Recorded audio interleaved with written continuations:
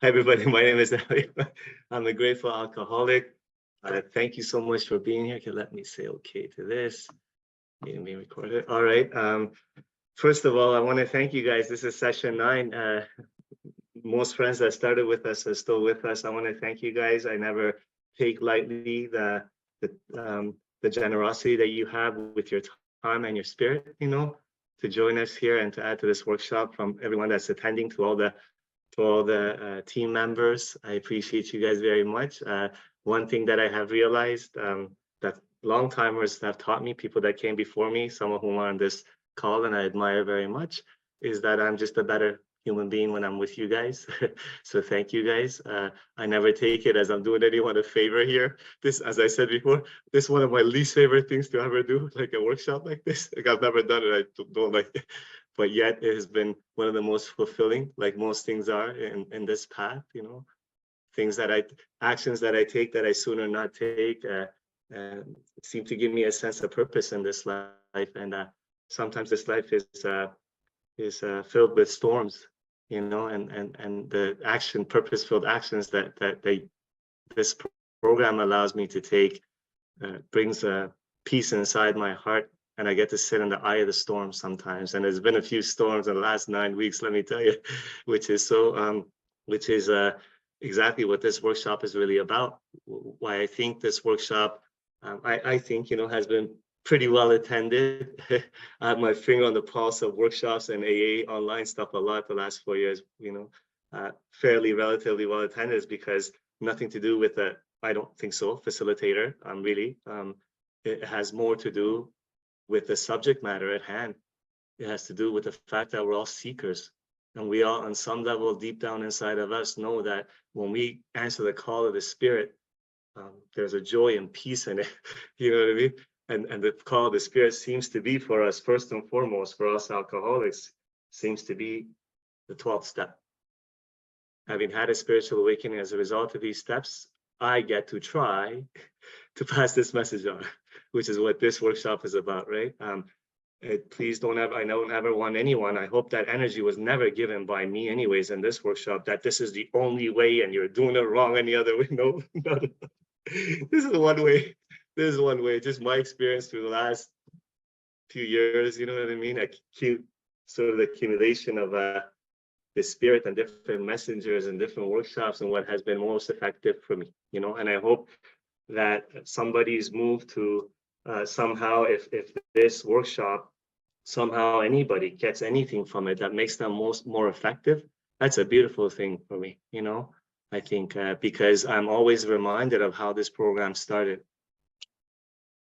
2 people, Bill Wilson, Dr. Bob Smith, flying blind, not knowing much of anything, just the desire to be of service and pass this message on so they can stay sober. Look at what has happened. 89 years later, millions of people from 2 people. So all we need here is one person to be inspired. God moves mountains. God moves mountains. Anyways, thank you for that. I appreciate you guys. As the last few weeks, we sort of slowed down on the inventory kind of part, just we slowed down just to unpack it a little bit. And also, sort of as I take a new person through this path, as I come through the inventory, I slow down with them. This is not a rush, drag somebody through the big book, right? This is just try to get through it efficiently, through the step 1 and 2 pages, which just take a long time if we go straight through. And then from how it works, we go straight through to the steps in order, right? Now we efficiently and powerfully highlight and put question marks and, make it as simple as possible. But when I get to the inventory stage, I slow right down. What's been my experience is that, so again, there's no right or wrong way to do it. I mean, God doesn't make 2 hard turns, but I know in the past, when I was in another program, what people in front, the messengers in front of me, they would give me, here's your resentment inventory sheets, here's more fear inventory, here's your sex inventory sheets, and I would just get overwhelmed. I'm already afraid and feeling not good enough. So there's only a mustard seed of willingness inside of you, right? So what I have found very effective is that I give the person column by column, and I give them like a timeline. 1 to 2 days, come back. 1 to 2 days, come back, right? So it's up to the Spirit how fast we move, how this launch happens. Launch out in a course of vigorous action, right? So that's why we slowed down. And as we're going to continue now with the sex inventory. So from this session on, we're going to try to pick it up a little bit. Okay, we're going to try to pick it up a little bit. Again, the goal is not in my heart to speak to a group. Sometimes it happens and I don't want to, right? I want to speak to the individual, like I'm doing it when I'm, right? So it's not really necessary when I'm taking someone through the big book to take one paragraph on unpack it for like half an hour. It doesn't do anyone any good, you know, right? There's workshops for that that's powerful and they're needed.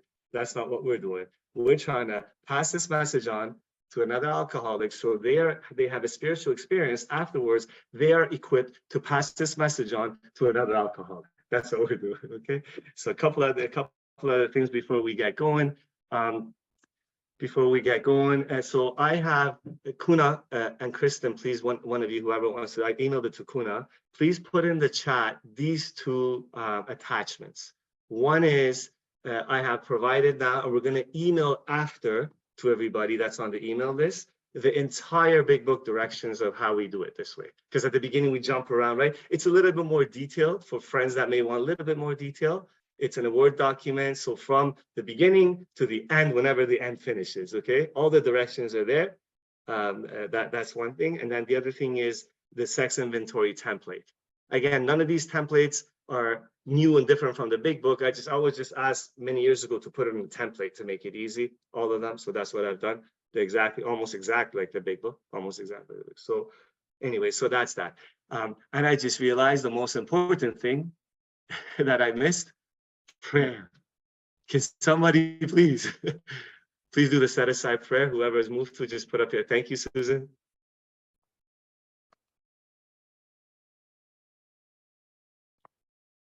Susan, unmute yourself, please.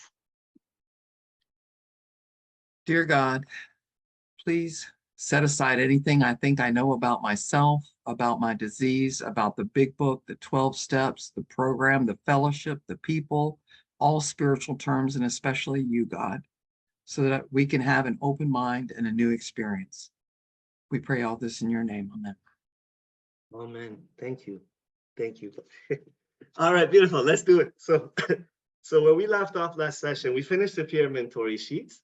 And I hope, I pray whoever is really moved to actually revisit the steps themselves does so in this workshop. Not everybody has to, but if you're moved to, let me tell you, you're gonna have a much deeper experience. So whoever is to pass on. Page 68, at the bottom of page 68, last paragraph, okay? You're gonna see now about sex. Please circle with pen, now about sex.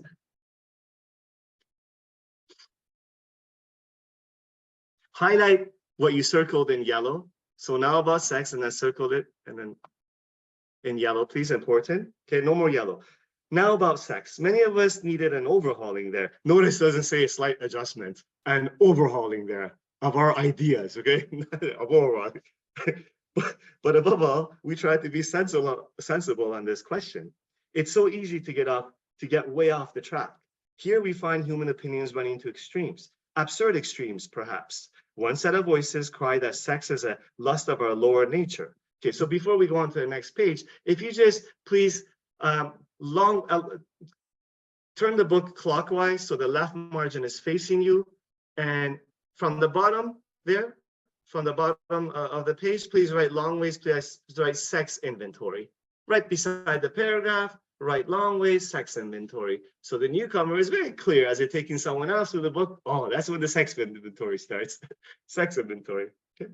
So one set of voices cry that sex is a lust of our lower nature, a base necessity of procreation.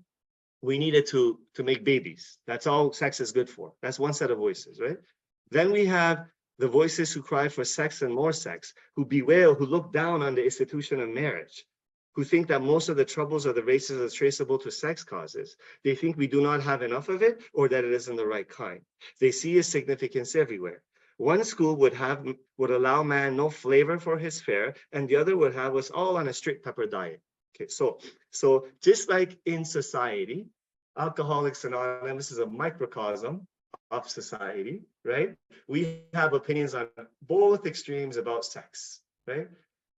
If you notice, out in the real human nature, from my experience anyways, there's two things that give people the most trouble, and we're no different. Sex and romance and finance, they seem to be, right?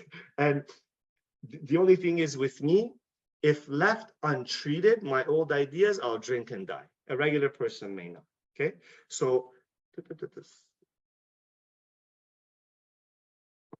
highlighting yellow now. The next sentence, very important. We want to stay out of this controversy. Continue yellow. We do not want to be the arbiter of anyone's sex conduct. Those two sentences are in yellow. Important. One set of voices, sex is bad. You only do it to make babies. You should not even enjoy it. Feel guilty afterwards. The other one, don't be attached. Forget about monogamy. Have sex everywhere. Free sex, free love, da da da da. Both extremes and everything in between exists in Alcoholics Anonymous and out there in society. But the instructions to me from the Spirit through Bill Wilson in the sacred text: stay out of this controversy. None of your business, Ali. None of your business about the Mendy sponsor or other members in Alcoholics Anonymous. Stay out of this controversy. Okay, no more yellow.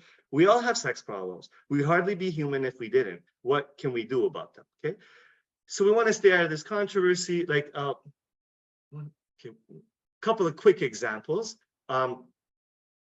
My sponsor says, I never had this example. He had a sponsee a while ago who his sponsee and his wife were swingers.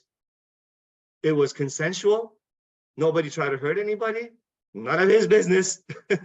We don't judge that, right? I had a sponsee. Okay, I'll share this quickly. I had a sponsee, a man who I tried to sponsor for years. He was in and out of Alcoholics Anonymous, and every time he would come in the program, he would dive in the steps for about 3 to 6 months. He would have incredible transformation. Somewhere about a 3-month mark, he would dive into a relationship at the same time and be in love, right? Always in love. And I can relate to that. That was me. Fill this void with something on the outside. Make me feel better about myself, right? And every single time he would make this lady his higher power, he would slowly let go of the program and he would drink. Now, this happened back and forth for about 10 years. I tried to help this person. At about the 6-year mark, I stayed out of that controversy. What I did suggest to him is that so-and-so, listen, it's none of my business who you date, when you date, how you date, right? But just a suggestion. Maybe you want to hold off on a serious relationship for a little bit until you get your spiritual footing under you, and then you can see where the Spirit guides you, right? But I never told him what to do and not to do, because I stay out of this controversy. Having said that, at about the 5 to 7 year mark, when he kept on doing that every year, every couple of years, I prayed, I meditated, I talked to my sponsor, and I took a much stronger line on this one. I said, Mr. Newcomer, if you get into a relationship, I am not sponsoring you anymore. So you may think this is a contradiction, but it wasn't. I don't think so, because a few years, and I saw clearly that this is one of the stumbling blocks. So everything in this book, nothing is rigid. It's my experience that the rigidity is a prison in which my soul dies in. That I got to wear the world like a loose garment. Another couple of teachers used to say, where did this big book meet me in this situation? Okay. So now, the next line, next paragraph, yellow please, important. We reviewed our own conduct over the years past.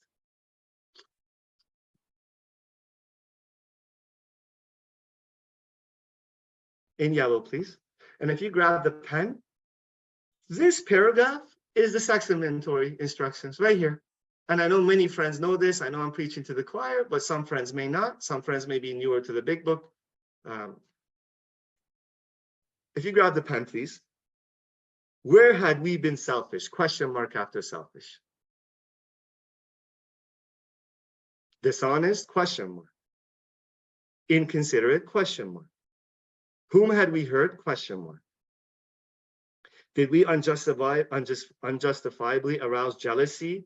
Question mark. Suspicion? Question mark. Bitterness? Question mark.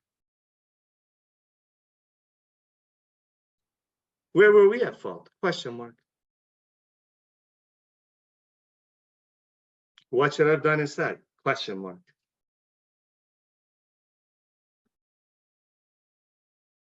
Okay, it says we got this down all down on paper and looked at it.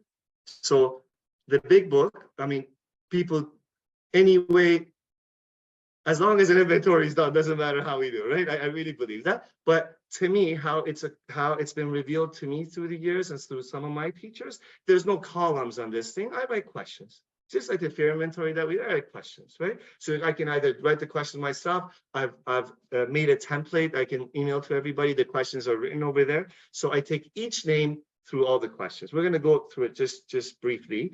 Now, before we go through it, if we could please, if you could please, okay, so how are we going to do this?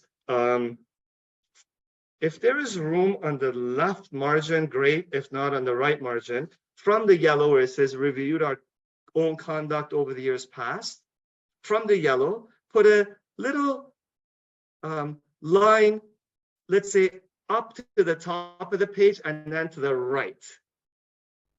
So from the yellow, reviewed our own conducts past, on the right margin, bring a line to the close to the top of the page and a little line to the right and an arrow to the right. Okay, we did that so we can have more room to write long ways on the right margin. If you turn the book, please, counterclockwise, so the right margin is facing you. We're going to start writing from near the top of the page. We're going to go towards the bottom of the page. Okay. Okay, please write number 1. By the way, as you write, please don't go past, try not to go past where this paragraph ended. Okay, so just if you can write a couple lines if you want. Number 1, make master list. Make master list, as always, if you can write small, please, but big enough so you can read it. Make master list of past/current romantic relationships. Make master list of past/current romantic relationships. So as you're writing that, I'll explain a little bit for some friends. So I always pray before making my master list. I make a master list of resentment first before I go into the resentment inventory columns. Master list of fear first. Master list of sex, romantic relationships first. I pray and I allow the spirit, the pen, to become the spirit translator, and I just put the names that come to my heart: past and current romantic relationships. Okay. The spirit will guide you. Now, some questions. One night stands. I mean, if they were consensual, you didn't really hurt anybody, don't really need to go on that, right? Just if they come on your heart and you think you may have harmed the person or you're not sure, put it down. Start with the most, like the relationships first. Some people may ask questions of what about the prostitutes, groups of prostitutes that when I was drinking that I used. I mean, if it was consensual, you didn't hurt anybody, no need to go down. Maybe your heart says, okay, I need to put that down. You could put prostitutes as a group. I don't know. Right? Just some story. So number 2, below number 1, right below number 1, write the number 2, and you can circle 2 and circle 1. Please write across. You write, with each name, comma, answer all questions. With each name, comma, answer all questions. Again, these are notes for the newcomer. So it's what we want to do is make a very simple, clear-cut direction when they've had the spiritual experience to take someone else through it, right? With each name, answer all questions. Okay. So I have a master list of 10, 2, 15, 20, I don't know, right? Whatever it is, right? I take each name through a page, of these questions, through these questions. As always, just like every other part of this inventory, I stay away from writing essays, long stories, right? Point form, little explanations, right? Point form. So I put a name. Where had I been selfish is the question. I pray, I write down. Where I've been dishonest, I pray, I write down. Who would I inconsiderate, I pray, I write down. Who that I hurt. So whom that I hurt could be the person I was in a relationship with and the people around them. I was in a relationship with a lady. I wasn't in my right mind, right? I was so attached and felt so unlovable. So so ugly all the time. And then when we broke up, I felt like there was a death in me and I had to go just try to revive myself. I went to her place of work. I got into an argument with her. I threatened her life. So what happened? This is many years ago, right? So, and then sister got involved. So I had hurt her sister. I had hurt her mom. I heard a bunch of people that I had to attempt to make amends to later on. So the people around that person as well. Whom had I hurt? Please. My experience has been, don't put yourself down on that. Whom I hurt? Don't put yourself down.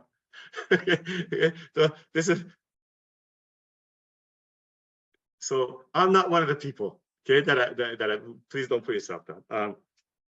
Okay, that's it. Did we unjustifiably allow jealousy, suspicion, or bitterness? I look back, I pray, put it down. Where were we at fault? Where was I at fault? So I don't know, sometimes I think, okay, so they've already asked me some places I could be at fault, but that question I pray anyways, and Spirit brings to me maybe other places where I was at fault that I didn't come to me. So I write down in point form. Okay. What should we have done instead? What should I have done instead? Okay. From my experience, I would try really hard to stay away from, I should have never got into that relationship. Okay. Because that, the words aren't coming to me this morning. So when I look at it this way, given that I got into that relationship because I was doing the best I could, how should I have shown up? How should I have shown up? Okay. Every time I put myself on, I put myself on the list, who am I hurt? And I should have never gone into that relationship. It's almost like I absolve myself of any responsibility for me to stand in some truth. Okay. I'm not saying it is not the truth. Many times I should have never gone to any of those relationships because I was not spiritually, mentally, emotionally fit. Okay. I get you. Okay. But given that I was in a relationship, well, how would God want me to show up? What should I have done instead? Right? Should have been kind, considerate, caring, self-sacrifice, whatever it is. I should have done this. I should have done that, right? Okay. We got this down on paper and looked at it. Would you please circle? This is an important question. Circle the last question. What should we have done instead? Circle the last question. So, by the way, this inventory for the friends that are newer into sponsorship and are on this call, just a side note, has been surprising to me. Actually, the percent small, but still there's a percentage of men that have been blessed to walk this way on this path with, that longer term sobriety have never done a sex inventory. Never done a sex inventory, right? It is powerful, man. So a sex inventory is not, it's not a pornographic inventory. It is a relationship conduct inventory, okay? Now, I'm not saying some things may come up for a new person that are of that nature, you know what I mean? Actual act or whatever it is, right? But it's a relationship conduct inventory. That's what it is. How do I show up in romantic relationships? Okay, so the next paragraph, please start in yellow, important. In this way, we try to shape a sane and sound ideal for our future sex life. In this way, we try to shape a sane and sound ideal for our future sex life. After you highlight that in yellow, please grab the pen. We want to make it stand out even more. I believe this is the point of writing a romantic relationship sex inventory. Please circle sane and sound ideal. With pen, please circle sane and sound ideal.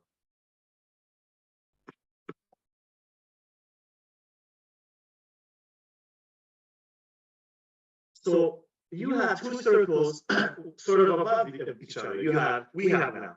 What should we have done instead? Circle, sane and sound ideal, circle. Now, if you would please put a double-headed arrow going from one to the other.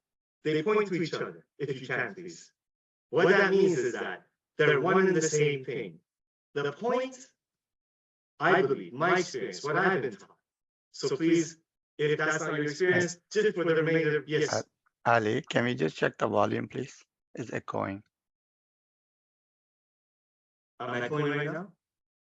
Yeah. Is it? Oh man, okay. What can I do? Okay. So, Kuna, can you pause the recording for a second, brother, please?